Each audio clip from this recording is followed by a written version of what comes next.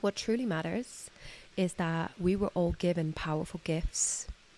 We have powers, we have abilities, we have bright sparks, we have a direct line to God. We are infinite beings in physical form. We have a connection to our higher self. We are being given instructions and guidelines, and we are being supported on our path. We just have to listen. We just have to take a moment to acknowledge the beauty that you are. Take a moment to acknowledge the gifts that you have.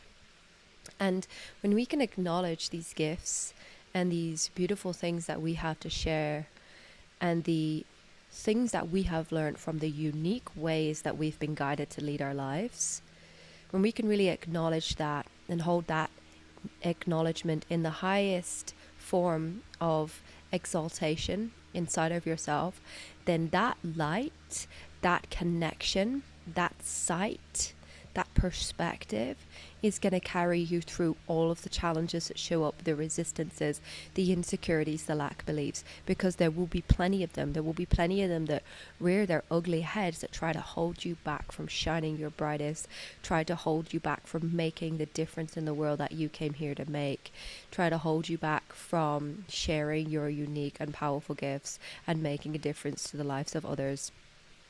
The things that are happening inside of you when you are insecure, when you don't know how, when you can't figure it out, when perhaps you have that desire but you're struggling to translate it into your reality, these things prevail because we're giving them so much airtime. We're giving them so much space inside of ourselves, and we are giving them power.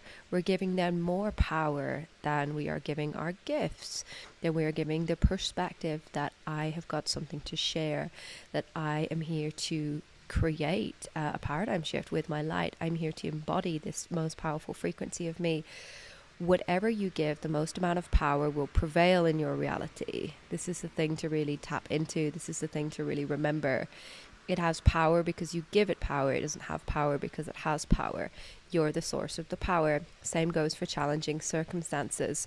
Take a step back from it. Take a step back from the way you are reacting to what is challenging, and start to see that your circumstances will take shape around you when you let them, when you remind yourself of the source of power. And what I really want to say is that we have got to be strong and devoted to the shift in consciousness that we are here for. And first and foremost, it's got to be our devotion to our own transformation, our devotion to our own bringing our souls out, letting that fire, that brightness really, really shine above all else, above all the bullshit, turning up the brightness on the truth of your essence, rather than paying so much attention to your insecurities, to your fear, to your lack of belief, to your I don't know how. The I don't know hows inside of yourself. We get so fucking lost in the quagmires of trying to figure out how to do a thing that we forget to be connected to the thing itself, the desire that we actually have. And if we really let ourselves dig deep and connect to conviction and connect to true inner strength in these moments, and to feel that vision, to feel its fire inside of yourself, if we really let ourselves feel that fire, we would let everything else that's in the way truly fucking burn. The thing is that we look for the answers, the how-tos, the direction in the outside world, when we're not letting our own fire burn brightly enough. If we drop in a bit deeper and feel that conviction inside of ourselves, no matter what, if you sit with that and you feel it and you allow it to purify everything else that comes up, and you don't pay attention to the outdated stories and the fears and the things that are being purged, all you pay attention to is that conviction, you're going to go through an energetic shift. And that is what is required of you. That is your honor. That is your duty. There'll always be a subtle part of us that doesn't want to rise, that is reluctant to share. And the reality is that you love to be in the energy of your calling. You love to move forwards and share.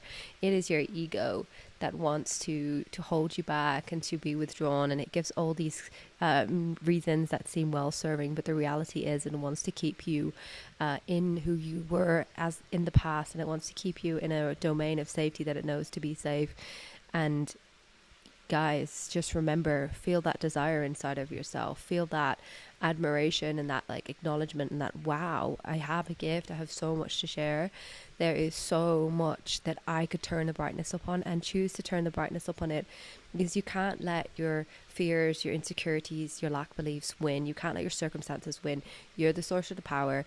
You're the center of your own universe, and you got to turn up that brightness, turn up the radiance of you, and let everything else take shape around that.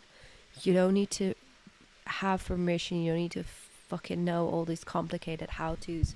You just need to turn up that brightness and bring yourself forth into the world, unleash what you really are, and just say yes on every single level. Like I said yesterday in my video, are you going to decide to make a paradigm shift, or are you not?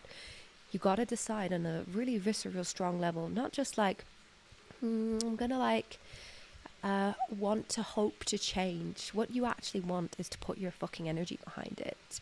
You can't want to hope. You can't just set a vague intention or a vague idea. You gotta really fucking say, I'm deciding, and that's it.